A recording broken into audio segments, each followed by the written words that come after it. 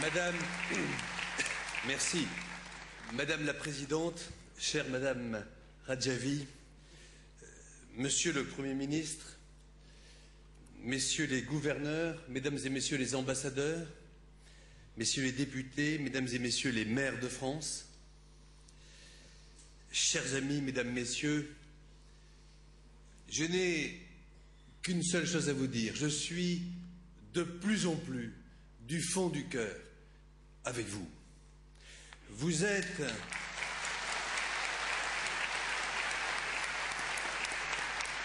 Au fur et à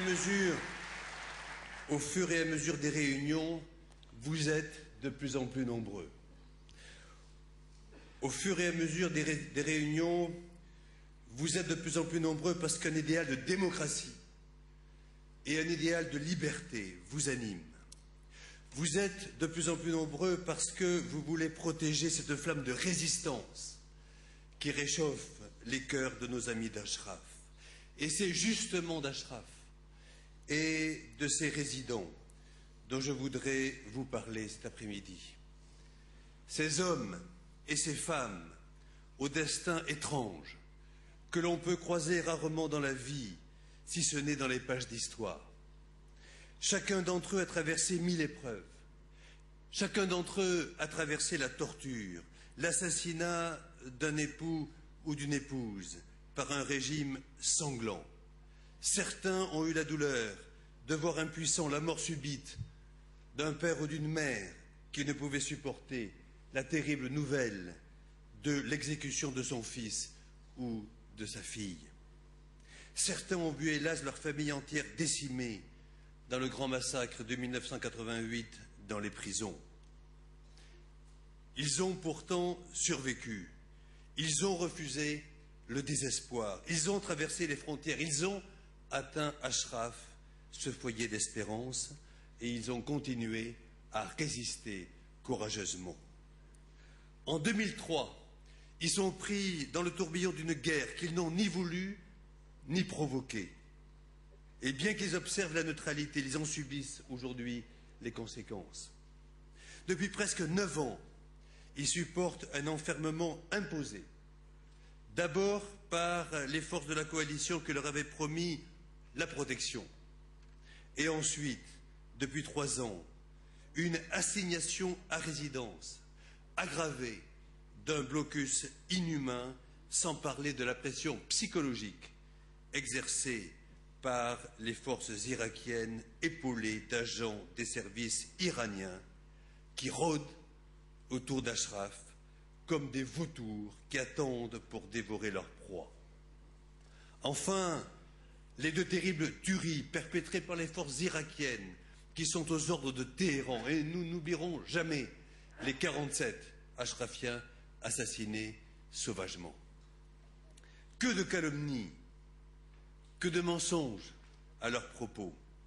Leur seul crime, pourtant, n'aura été de ne pas plier devant la dictature, de ne pas crier avec les loups, de refuser l'intolérance au nom de la religion, de refuser une certaine vision déformée de l'islam qui exclut celui qui est différent. En un mot, défendre la tolérance et la démocratie. Comment ne pas rester en admiration devant tant de courage, tant d'abnégation? Et je me suis posé une question. Qu'est-ce qui anime ces justes qui ne sont pas prêts d'abandonner la foi dans leur idéal? Je n'ai trouvé qu'une seule explication. Ces hommes et ces femmes sont passionnément amoureux de leurs compatriotes et ont une estime profonde du genre humain pour pouvoir endurer autant d'épreuves. Et je voulais commencer par cela, parce qu'il s'agit avant tout de valeurs universelles. Et maintenant que l'on n'a pas pu les briser, on voudrait les forcer. Je dis bien les forcer à partir vers un camp qui n'a que de nom, le nom de liberté. Un camp que l'on veut transformer en prison. Quand on leur dit qu'ils devront abandonner volontairement leur demeure sous peine de massacre, cela ne signifie rien d'autre que un déplacement forcé. Alors, comme secrétaire général adjoint des Nations Unies, j'ai entendu dire que la MANUI annonçait que ce camp Liberty serait prêt à accueillir les habitants. Et pourtant, après avoir téléphoné au directeur général du Haut Comité pour les réfugiés, M. Gutiérrez, et je tiens ici à souligner le courage de M. Gutiérrez et du HCR, non, le HCR ne s'est pas prononcé sur les normes des droits de l'homme. Il ne s'est prononcé que sur quelques petits détails techniques, mais il ne s'est pas prononcé sur l'essentiel, c'est-à-dire le respect des droits de l'homme. Je n'ai pour l'instant entendu aucune instance qualifiée reconnaître que les normes et les droits de l'homme sont respectés dans le camp Liberty. Le Haut Comité pour les réfugiés a également insisté sur la nécessité de la libre circulation, qui n'existe pas aujourd'hui au camp Liberty. Or, sans cette liberté fondamentale, le camp Liberty n'est en effet rien d'autre qu'une prison. On ne peut que s'indigner quand on voit que, 1. Les opposants iraniens seront interdits de sortir une fois entrés, comme pris au piège. 2. Que les avocats et des habitants seront interdits d'accès au camp. C'est contre toute convention internationale. 3. Que l'accès libre aux services médicaux devra dépendre de l'accord du gouvernement irakien. Et 4. Qu'il n'existe aucune structure pour les blessés et les patients gravement malades, sachant qu'ils sont si nombreux à être là à la suite de sévices infligés. Je suis allé dans pas mal d'endroits où on faisait la guerre comme médecin. Mais partout, il y a une règle, c'est de laisser rentrer les médecins là où ils doivent rentrer, là où il y a des malades. Et je voudrais ici profiter de cette tribune pour condamner le plus fermement possible cette inhumanité qui consiste à empêcher des malades d'avoir des médecins.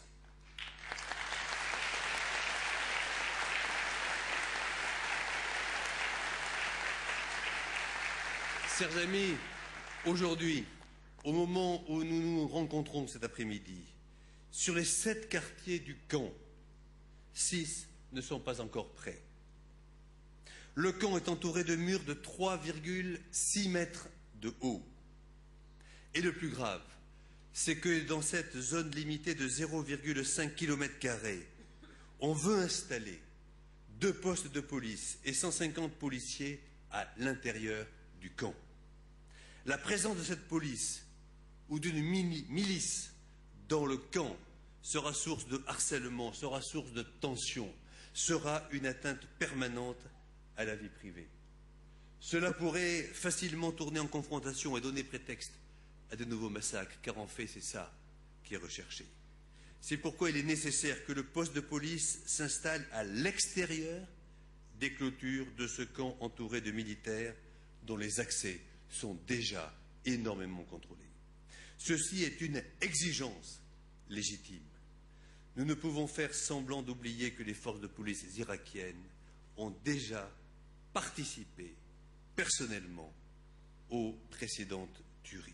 Tant que les habitants d'Ashraf n'auront pas de reçu, des assurances formelles et par écrit du gouvernement irakien, mais préfacées par les autorités des Nations Unies et les garanties des États-Unis et de l'Union européenne, tant qu'ils n'ont pas reçu des réponses satisfaisantes à leurs exigences, non pas leurs exigences minimum, mais pour un maximum de garanties, parce que c'est de leur vie dont il s'agit, alors oui, ils sont en droit de refuser ce déplacement vers ce qui serait alors un camp de détention, en violation du droit humanitaire et de toutes les conventions internationales en vigueur. Les Nations Unies ne doivent cautionner une telle violation. Et s'il devait y avoir une nouvelle tragédie collective, ne nous trompons pas, notre responsabilité sera également collective. Nous tous, sachez-le, Madame Radjavi, sachez-le, chers amis, nous serons là pour ne pas lâcher et pour dénoncer les responsables de cette situation. Nous n'abandonnerons pas les habitants d'Ashraf. Nous n'abandonnerons pas les habitants d'Ashraf face à une nouvelle et terrible épreuve. Nous ne permettrons pas que cela se reproduise. Parce que la pression n'est pas qu'en Irak. J'ai appris que le 29 janvier, 2 Iraniens ont été arrêtés dans la ville de Qazvin parce que leur fils se trouve à Ashraf. J'ai appris que des centaines de membres des familles de ces résistants d'Ashraf se trouvent aujourd'hui en prison pour délit de parenté. Je voudrais rendre ici hommage à M. Saremi, qui fut exécuté en décembre 2010, sans doute parce qu'il a rendu visite à son fils à Ashraf, ou à M. Kazemi et Haj Agaï, qui ont été exécutés en janvier 2011 pour le même fait. Ayant subi tant de pression, les habitants d'Ashraf ont montré leur bonne volonté. Et Madame Radjabi, vous avez montré votre attachement à une solution pacifique en acceptant le principe de déplacement des Ashrafiens vers le camp Liberty sous certaines conditions. Alors oui, il faudrait que les Nations Unies, que les États-Unis, que l'Union européenne règlent immédiatement les 5 questions suivantes. Premièrement, il ne devrait pas y avoir de police à l'intérieur du camp, dans la mesure où le camp Liberty est entouré par des bases militaires irakiennes et que tous les points d'entrée, tous les points de sortie sont sous le contrôle des forces irakiennes. La présence de la police à l'intérieur du camp n'a rien à voir avec une quelconque souveraineté irakienne. Elle est au contraire un facteur de répression qui pourrait provoquer un massacre. Deuxièmement, les résidents doivent avoir la possibilité d'aller au camp Liberty avec leurs véhicules et leurs meubles. Troisièmement, toute implication du régime iranien, de membres ou de représentants de l'ambassade de ce régime dont le sort des résidents d'Ashraf doit être catégoriquement évité. Quatrièmement, la liberté de circulation des résidents d'Ashraf doit être sauvegardée. Et enfin, cinquièmement, si de nouvelles entraves au transfert sont imposées par le gouvernement irakien et par le régime des mollahs, alors le Haut Comité pour les réfugiés devrait commencer à Ashraf le plus vite possible pour débuter ses entretiens, son processus de vérification, parce qu'il n'y aura plus de temps à perdre. Et je demande ici, moi qui étais ministre des Affaires étrangères, au Quai d'Orsay, au gouvernement français, à mon ami Alain Juppé, qui est un homme d'État, je veux lui demander de peser de tout son poids au Conseil de sécurité des Nations Unies. Oui, nous avons besoin de vous, nous avons besoin du gouvernement français, nous avons besoin du gouvernement des 5 membres permanents du Conseil de sécurité, parce que ça suffit. Alors oui, chers amis, nous veillerons avec vous tous à ce que ces exigences soient remplies pour que cette flamme d'espoir, cette flamme de résistance ne puisse être éteinte par des dictateurs.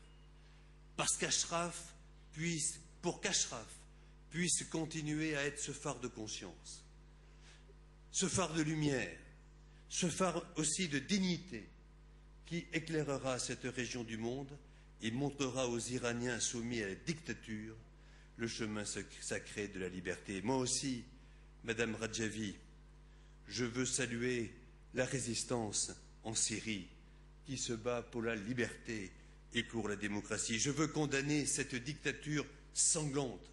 Je veux vous dire combien nous sommes derrière chaque enfant, chaque femme, chaque homme d'Ashraf. Nous sommes des Ashrafiens parce que ces habitants d'Ashraf symbolisent la résistance contre la dictature qui n'est rien d'autre qu'une forme de lâcheté. Merci.